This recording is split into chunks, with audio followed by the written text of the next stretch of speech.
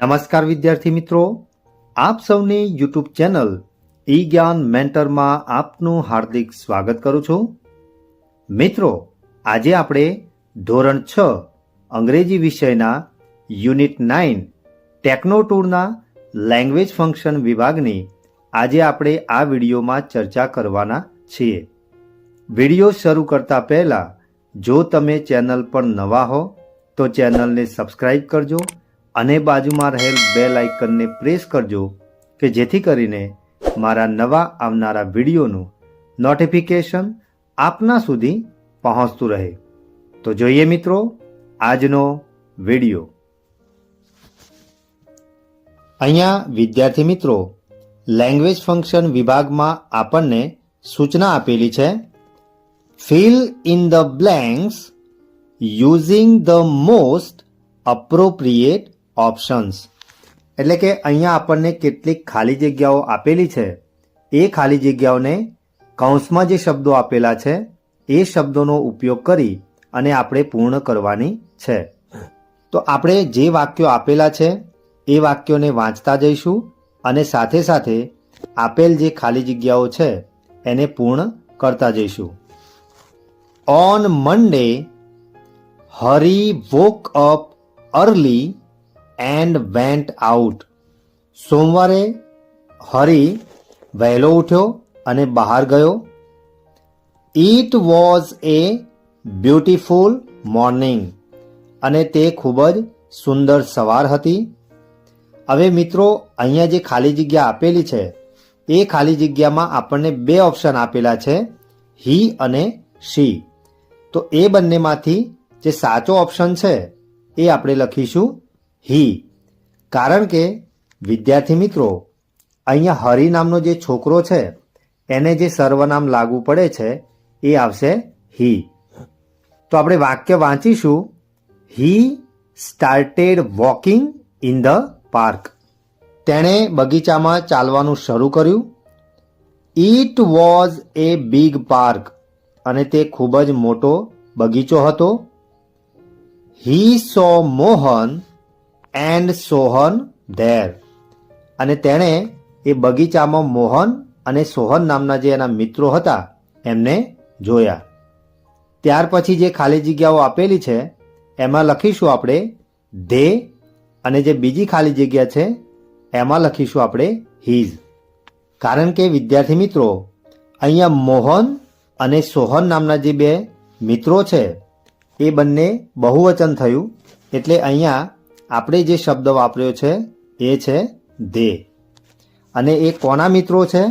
તો એ હરિના મિત્રો છે, એટલે હરિ માટે જે બીજું સર્વનામ વપરાય છે એ આવશે his.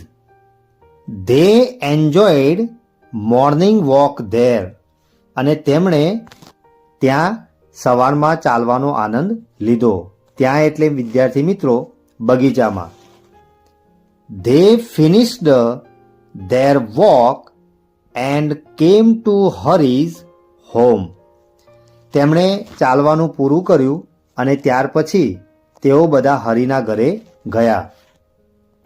Maheshbhai Hari's uncle brought orange juice for ખાલી જગ્યા.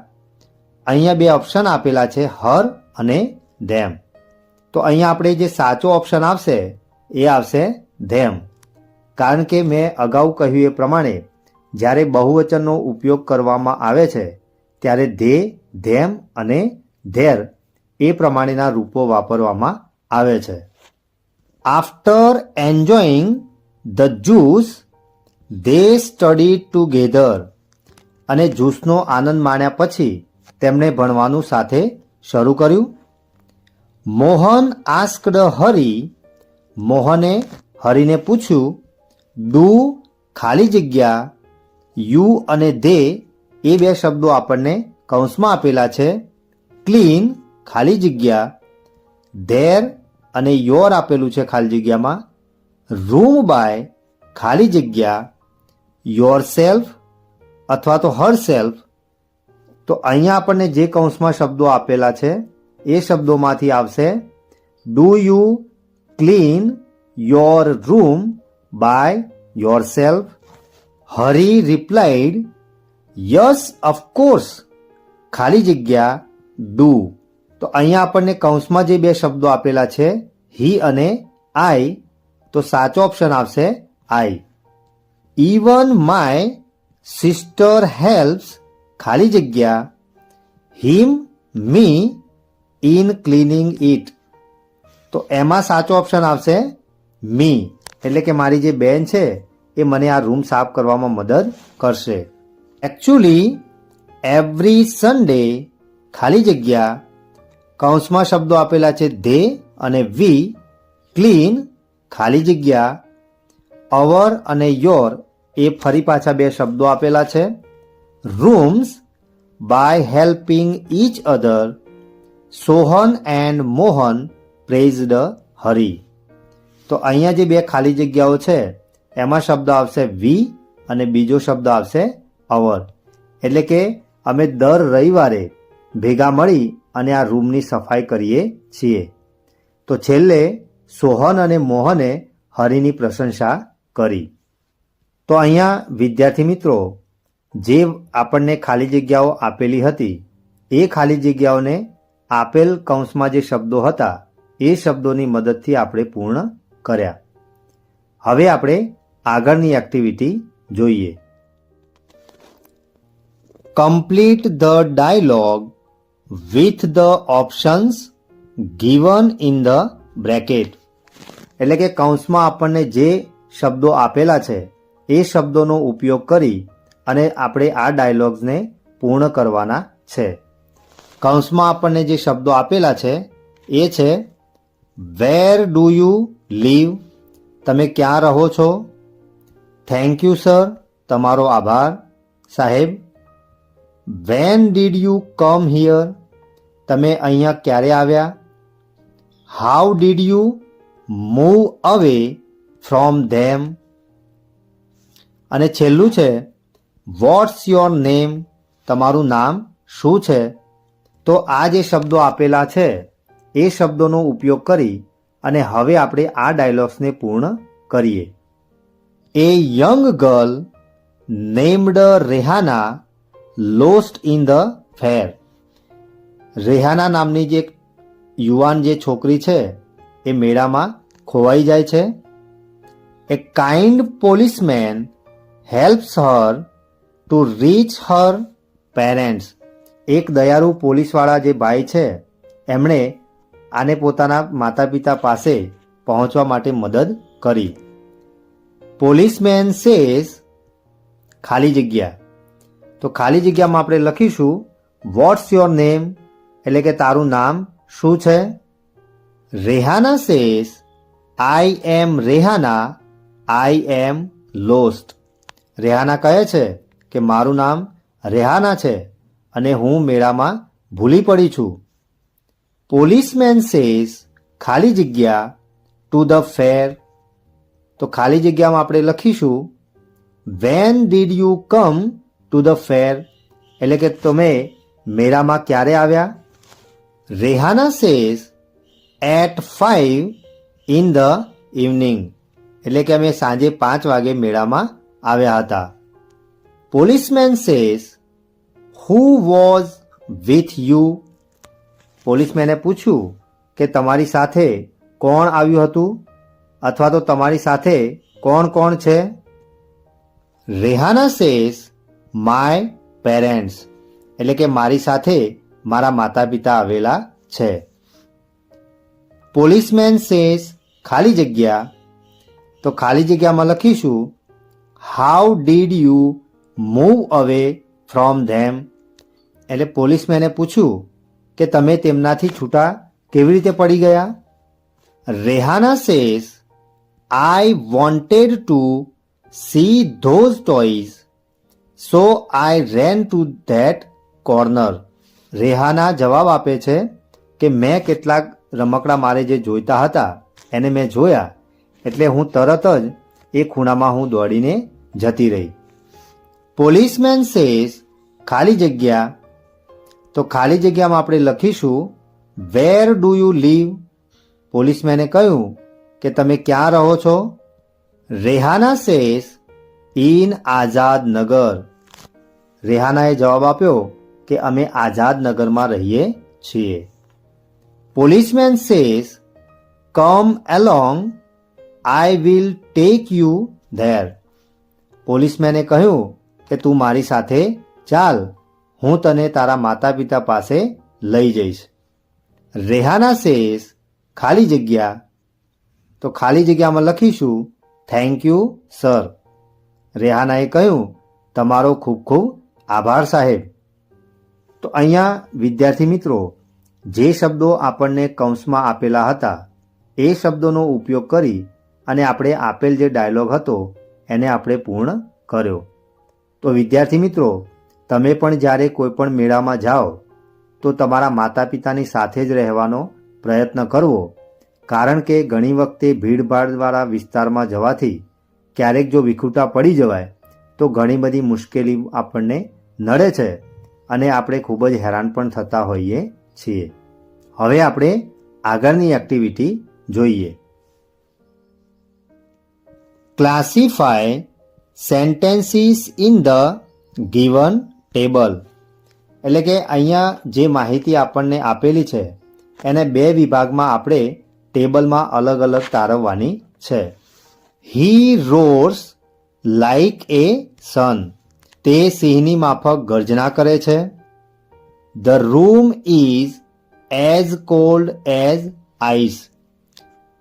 રૂમ જે છે એ બરફ જેટલો જ ઠંડો છે. They swim like a fish. તેઓ માછલીની જેમ તરી શકે છે. Shabana sings like a cuckoo. Shabana કોયલની જેમ ગાઈ શકે છે. They have eyes like a hawk. તેમની આંખો એ ઘુવડ જેવી છે. Amrita is as busy as બી. અમૃતા મધમાખીની જેમ વ્યસ્ત છે. Lakshmi is as sweet as sugar. Lakshmi ખાંડ જેટલી જ મધુર છે. રશ્મિ રન્સ લાઇક એ હોર્સ. રશ્મિ ઘોડાને જેમ જ દોડે છે. It is as black as call. તે કોલસા જેટલો કાળો છે. હી જમ્પ્સ લાઇક એ ફ્રોગ. તે દેડકાની જેમ કૂદે છે. Ruby runs as fast as wind. Ruby પવનની જેમ એટલે કે એનું ઝડપે દોડે છે. Iqbal works as fast as robot. Iqbal રોબોટની જેટલું જ ઝડપથી કામ કરે છે. તો અહીંયા વિદ્યાર્થી મિત્રો આપણને જે માહિતી આપેલી છે એને તમને આપેલ જે કોષ્ટક છે એટલે કે આપેલ જે ટેબલ છે એમાં તમારે અલગ અલગ તારવવાની છે. વિદ્યાર્થી મિત્રો આપણને બે વિભાગ આપેલા છે, એઝ અને જે બીજો વિભાગ આપેલો છે એ છે લાઇક એ. એટલે કે વિદ્યાર્થી મિત્રો એઝ જ્યારે વાપરવામાં આવે ત્યારે કોઈ પણ જે વસ્તુ હોય, કોઈ પણ બે વસ્તુઓ, એ વસ્તુની જ્યારે સરખામણી કરવાની થતી હોય ત્યારે તે બંને વસ્તુમાં એક સરખી સમાનતા હોય ત્યારે એઝ વાપરવામાં આવે છે. જ્યારે લાઇક એ એટલે કે એના જેવું જ જ્યારે કોઈ પણ કરી શકતું હોય ત્યારે લાઇક એનો ઉપયોગ કરવામાં આવે છે. એટલે કે એના જેવી કોપી કરી શકતું હોય ત્યારે લાઇક એનો ઉપયોગ થાય છે. તો અહીંયા મેં જે આપેલ જે કોષ્ટક છે એ કોષ્ટકમાં જે માહિતી આપેલી હતી એ માહિતીના આધારે અહીંયા મેં બંને માહિતી અલગ અલગ તારવેલી છે. તો એઝમાં એક્ઝામ્પલ લખેલું છે, the room is as cold as ice. જ્યારે લાઇક એમાં લખેલું છે example, he roars like a lion. ત્યાર પછી આપેલું છે એઝમાં, Amrita is as busy as bee. સામે આપેલું છે they swim like a fish. એઝમાં આપેલું છે Lakshmi is as sweet as sugar. સામે લાઇક એમાં આપેલું છે Shabana sings like a cuckoo. એઝમાં આપ્યું છે it is as black as coal. તો સામે લાઇક એમાં લખેલું છે they have eyes like a hoc. ત્યાર પછી એઝમાં આપેલું છે Ruby runs as fast as wind. તો સામે રહીમ આપેલો છે રહીમ રન્સ લાઇક એ હોર્સ. અને એઝમાં છેલ્લું વાક્ય છે Iqbal works as fast as robot. જ્યારે લાઇક એમાં લખેલું છે છેલ્લું વાક્ય હી જમ્પ્સ લાઇક એ ફ્રોગ. તો વિદ્યાર્થી મિત્રો, આપેલ જે માહિતી હતી એના આધારે આપણે અહીંયા જે ટેબલ હતું એમાં અલગ અલગ માહિતીને આપણે તારવી. હવે આપણે આગળની એક્ટિવિટી જોઈએ. અહીંયા વિદ્યાર્થી મિત્રો આપણને સૂચના આપેલી છે arrange the words and make meaningful sentences. એટલે કે આપણને કેટલાક જે શબ્દો આપેલા છે એ શબ્દોને વ્યવસ્થિત ગોઠવવાના છે અને અર્થપૂર્ણ વાક્યો બનાવવાના છે. તો અહીંયા પહેલું સેન્ટેન્સમાં આપણને જે શબ્દો આપેલા છે એ શબ્દોને આપણે ગોઠવીને એક અર્થપૂર્ણ આપણે વાક્ય બનાવીશું. તો અહીંયા જે પહેલો શબ્દ છે એઝ ફાસ્ટ એઝ, ત્યાર પછી ફ્રેન્ડ આપેલો છે, ઇઝ, એ હોર્સ અને માય. તો આ જે શબ્દો છે એ શબ્દોને આપણે ગોઠવી અને આપણે એક અર્થપૂર્ણ વાક્ય બનાવીએ. તો અર્થપૂર્ણ વાક્ય બનશે my friend is as fast as a horse. એટલે કે મારો મિત્ર ઘોડા જેટલું જ ઝડપથી દોડે છે. બીજા વાક્યમાં આપણને જે શબ્દો આડાવડી આપેલા છે એને આપણે વ્યવસ્થિત ગોઠવી અને વાક્ય બનાવીશું શી સ્વિમ્સ લાઇક એ ફિશ. તે માછલીની જેમ તરે છે. ત્રીજા વાક્યમાં જે શબ્દો આપેલા છે એ શબ્દોને આપણે ગોઠવી અને વાક્ય બનાવીશું હી ટોક્સ એઝ સ્વીટલી એઝ હની. તે મધ જેટલી જ મીઠી વાતચીતો કરે છે. ચોથા નંબરના વાક્યમાં જે શબ્દો આપેલા છે એ શબ્દોના આધારે જે વાક્ય બનશે એ બનશે Jitesh is as brave as a lion. એટલે કે જીતેશ સિંહ જેટલો જ બહાદુર છે. અને છેલ્લા વાક્યમાં જે શબ્દો આપેલા છે તો આ શબ્દોના આધારે જે વાક્ય બનશે એ બનશે she is like a mother. એટલે કે તે માતા જેવી જ છે.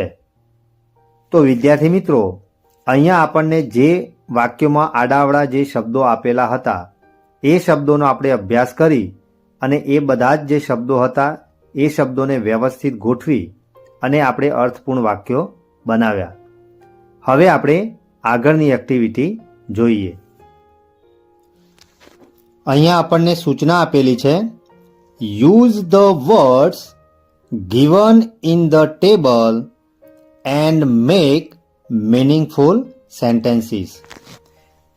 અહીંયા આપણને એક ટેબલ આપેલું છે અને એ ટેબલમાં કેટલાક શબ્દો આપેલા છે.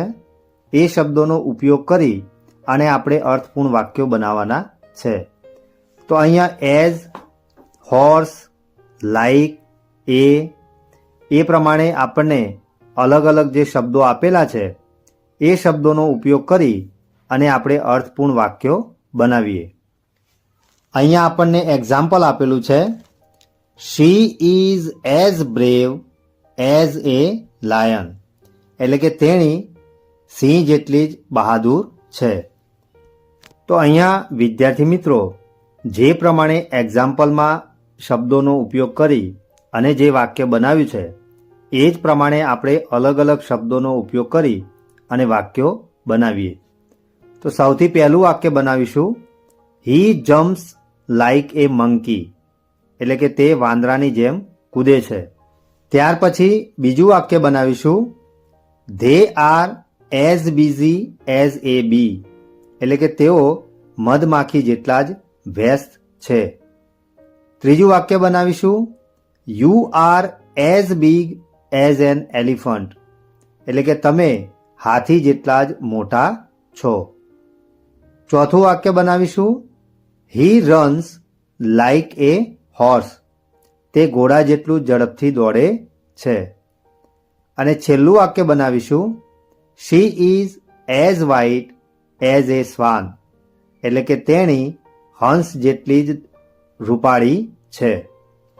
તો અહીંયા વિદ્યાર્થી મિત્રો મેં કેટલાક શબ્દોનો ઉપયોગ કરી અને 5 જેટલા અર્થપૂર્ણ વાક્યો બનાવ્યા છે, જે માત્ર તમને બીજા વાક્યો બનાવવા માટે મદદરૂપ થશે. તમે પણ બીજા વાક્યો અહીંયા જે ટેબલમાં શબ્દો આપેલા છે એ શબ્દોનો ઉપયોગ કરી અને તમે તમારી નોટબુકમાં લખી શકો છો. તો વિદ્યાર્થી મિત્રો, આજે ચલાવેલ લેંગ્વેજ ફંક્શન વિભાગમાં તમને મજા આવીને? આશા રાખીશ કે આજે ચલાવેલ લેંગ્વેજ ફંક્શન વિભાગમાં તમને સંપૂર્ણ ખ્યાલ આવ્યો હશે. જો તમને આ વિડીયો ગમ્યો હોય તો વિડીયોને લાઈક કરજો અને શેર કરવાનું ભૂલતા નહીં. ફરી મળીશું આવા જ ઇન્ટરેસ્ટિંગ ટોપિક સાથે. ધન્યવાદ.